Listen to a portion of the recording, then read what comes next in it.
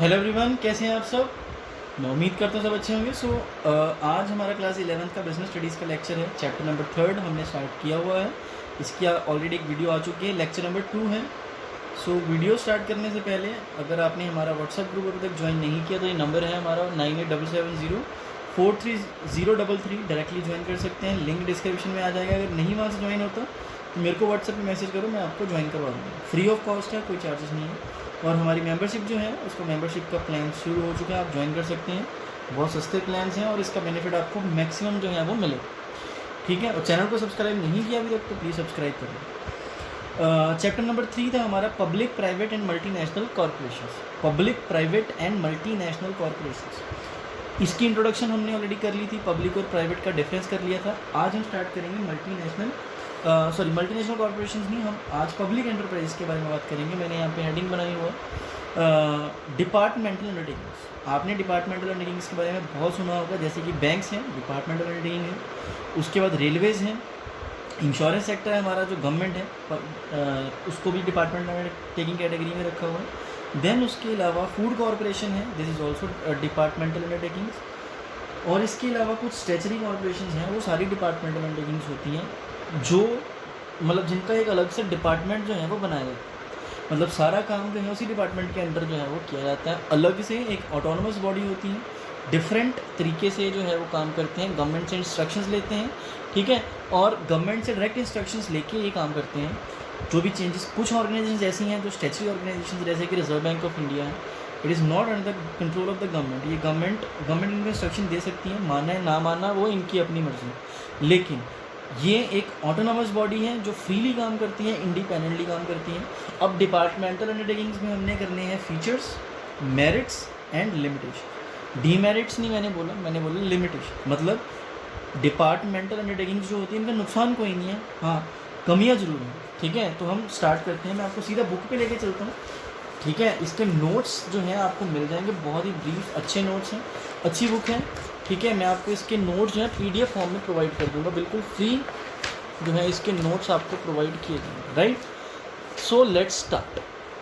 तो यहाँ पे सबसे पहले है डिपार्टमेंटल अंडरटेकिंग। अब डिपार्टमेंटल अंडरटेकिंग का सबसे पहला पॉइंट है दिस इज़ द ओल्डेस्ट का मैं थोड़ा जूम कर देता हूँ इसको।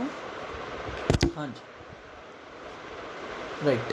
सो this is the oldest and most traditional form of organising public enterprise. मतलब ये सबसे पुराना और सबसे ट्रेडिशनल फॉर्म है बिजनेस ऑर्गेनाइजेशन को चलाने का। जैसे कि मैं आपको सिंपल सी चीज़ बताऊँ, जो इंडियन रेलवेज़ है ना, आप जो +2 क्लास में बच्चे पढ़ रहे हैं, मैं भी, मतलब हम सोच भी नहीं सकते इतनी पुरानी ऑर्गेनाइजेशन है। सबसे पहली ट्रेन जो है ना वो 1853 और 1854 में जो है वो चलाई गई थी from Bombay to Thane. Right, तो आप सोच सकते हैं कि रेलवे की जो ऑर्गेनाइजेशन है कितनी पुरानी है। राइट, सेकेंड पॉइंट आता है these enterprise are established as departments of the ministry. मतलब ये जो एंटरप्राइजेज हैं इनको as a departments of ministry जो है वो एस्टेब्लिश किया जाता है और कंसिडर किया जाता है एज अ पार्ट और an extension of the ministry itself. ठीक है, मिनिस्ट्री का ही पार्ट जो है इनको माना जाता है, या तो ये उसकी एक्सटेंशन होती है या उसका हिस्सा होता है। ठीक है, then third hand the government functions through these departments and the activities performed by them are an integral part of the functioning of the government. Simple जो गवर्नमेंट फंक्शंस हैं, जो गवर्नमेंट के डिपार्टमेंट्स जो हैं फंक्शन करते हैं और जितनी भी एक्टिविटीज़ परफॉर्म की जाती हैं उनके द्वारा are an integral part of the functioning of the government. मतलब वो गवर्नमेंट की जो फंक्शनिंग होती है ना उसका एक बहुत ही इंटेग्रल पार्ट जो है वो होता है। Then they have not been constituted as autonomous और इंडिपेंडेंट इंस्टीट्यूशन। मतलब ये ऑर्गेनाइजेशंस जो हैं ये ऑटोनमस नहीं होती, मतलब इंडिपेंडेंट नहीं होती। जैसे कि मैंने आपको बताया स्टैचुटरी कॉर्पोरेशंस जो हैं वो इंडिपेंडेंट हो सकती हैं and as such are not independent legal entities. Right, then इसके बाद आता है they act through the officers of the government and its employees are government employees. Right, मतलब ये गवर्नमेंट के ऑफिसर्स चलाते हैं इसको और जो इसके एम्प्लॉयज़ होते हैं वो गवर्नमेंट एम्प्लॉयज़ ही होते हैं। Then these undertakings may be under the central or the state government and the rules of the central state governments are applicable. अब कुछ organizations जो हैं जो सेंट्रल गवर्नमेंट ऑपरेट करती हैं और कुछ organizations जो हैं वो स्टेट गवर्नमेंट इस्टेब्लिश करके उनको चलाती हैं। जैसे कि सबसे पहले तो मैं आपको सेंट्रल गवर्नमेंट का एग्जांपल देता हूँ, जैसे कि यहाँ पे आप इमेज में भी देख रहे हैं इंडियन रेलवेज़, ठीक है। इंडियन रेलवेज जो है सेंट्रल गवर्नमेंट की ऑर्गेनाइजेशन है, सेंट्रल गवर्नमेंट चलाती है इसको। और उसके बाद मैं आपको एग्जांपल देता हूँ PSPCL का। क्या? PSPCL, जैसे कि मैं पंजाब से हूँ तो PSPCL का मतलब Punjab state power corporation limited. अब ये ऑर्गेनाइजेशन जो हैं ये सेंटर के कंट्रोल में नहीं आती है, डायरेक्टली किसके कंट्रोल में आती है? State government. अब इसको कौन चलाता है? State government, right. तो कुछ ऑर्गेनाइजेशन जो हैं वो सेंट्रल गवर्नमेंट चलाती हैं, कुछ ऑर्गेनाइजेशन जो हैं वो स्टेट गवर्नमेंट चलाती हैं। यहाँ पे इंडियन रेलवेज़ का फोटो बना हुआ है, होप इससे आपको क्लैरिटी हो जाएगी। ठीक, अब हम बात करते हैं फीचर्स की। ठीक है, फीचर्स जो हैं इसमें फीचर्स में क्या है? Number 1, they are accountable to ministry. मैं ज़्यादा पूरा आपको पूरी लाइन नहीं पढ़ाऊंगा, फटाफट से हम आपको इसको कवर करते हैं। पॉइंट नंबर 1 है they are under the control of ministry, मतलब इनको जवाब किसको देना है? मिनिस्ट्री को, राइट। सेकेंड पॉइंट है the funding of these enterprises come directly from the government treasury and are an annual appropriation from the budget of the government. ठीक, मतलब जितनी भी फंडिंग होती है ना इन डिपार्टमेंट्स की, वो सारी की सारी कहाँ से आती हैं? सेंट्रल गवर्नमेंट से। ठीक है, मतलब उनकी जो भी ट्रेजरी होती है सारे का सारा पैसा जो है वहीं से निकाला जाता है। देन इसके बाद पॉइंट नंबर है 3। पॉइंट नंबर 3 में क्या है? They are subject to accounting and audit controls, मतलब इनकी अकाउंटिंग भी होती है और इनका ऑडिट भी होता है। अकाउंटिंग का मतलब कि प्रॉपर जो है खाते बनाए जाते हैं और प्रॉपर इनकी ऑडिटिंग होती है। ठीक है। फोर्थ पॉइंट है the employees of the enterprise are government servants. जो एम्प्लॉयज़ होते हैं वो गवर्नमेंट सर्वेंट्स होते हैं, मतलब सरकारी नौकरी होती है।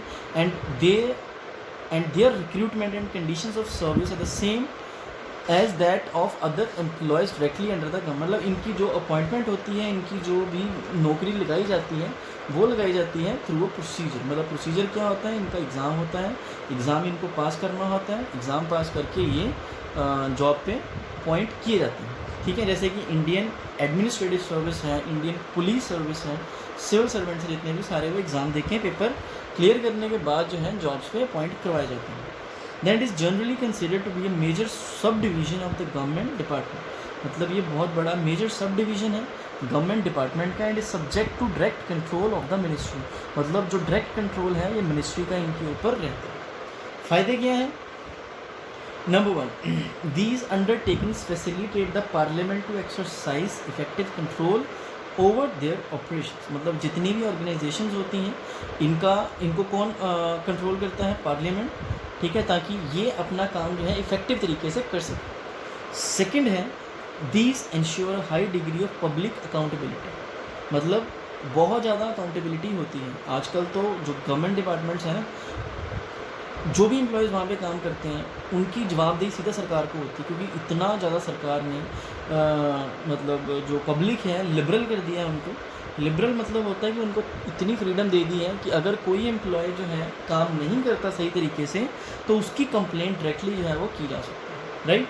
देन थर्ड है द रेवेन्यू अर्न। रेवेन्यू का मतलब होता है कमाई, इनकम जितनी भी कमाई जाती है एंटरप्राइज के द्वारा goes directly to the treasury and hence is a source of income for the government. तो डायरेक्टली किसके पास जाती है? सरकार के खजाने में, और वो डायरेक्टली किसकी इनकम होती है? Government. Fourth is where national security is concern, जहाँ पे नेशनल सिक्योरिटी की बात आती है, देश की रक्षा की बात आती है, this form is most suitable, ये सबसे ज़्यादा सूटेबल फॉर्म ऑफ ऑर्गेनाइजेशन है, since it is under the direct control and supervision of the concerned minister, right. अब इसके नुकसान क्या है? नुकसान ही सॉरी कमियाँ क्या हैं? नुकसान तो नहीं होता इसका, नुकसान क्या होगा? फ़ायदा ही है उल्टा, लेकिन कमियाँ ज़रूर हैं। Number 1, departmental undertakings fail to provide flexibility. जो डिपार्टमेंटल अंडरटेकिंग्स हैं वो फ्लेक्सिबिलिटी प्रोवाइड करने में फेल रहती हैं, which is essential for the smooth operation of the business. मतलब जो एक बहुत बड़ी रुकावट है जो हमारे जितने भी ऑपरेशंस किए जाते हैं, ऑपरेशन का मतलब यहाँ पे है जितना भी काम किया जाता है उसमें बहुत बड़ा रुकावट का कारण बनती है। सेकेंड है द एम्प्लॉयज़ और heads of the department of such undertaking are not allowed to take independent decisions. मतलब कोई भी एम्प्लॉय जो है अपनी मर्जी से कोई भी डिसीजन नहीं ले सकता without the approval of the ministry concern. ठीक है, मिनिस्ट्री की मर्जी के बिना। This leads to delays in matters where prompt decisions are required. ठीक है। तो इससे क्या होता है, डिलेज होते हैं, जहाँ पे जल्दी डिसीजन लेने की रिक्वायरमेंट होती है वहाँ पे जल्दी डिसीजन नहीं लिया जाता और हमारे को अपॉर्चुनिटी का नुकसान हो जाता है। थर्ड है, these enterprises are unable to take advantage of business opportunities. मतलब ये जो एंटरप्राइजेज हैं ये बिजनेस अपॉर्चुनिटीज़ का फ़ायदा नहीं लेते। मतलब ब्यूरोक्रेसी इतनी है, ओवर कॉशियसनेस है, कंजर्वेटिव अप्रूवल है, ठीक है, तो वो वेंचर्स को रिस्की बना देता है बहुत ज़्यादा, राइट।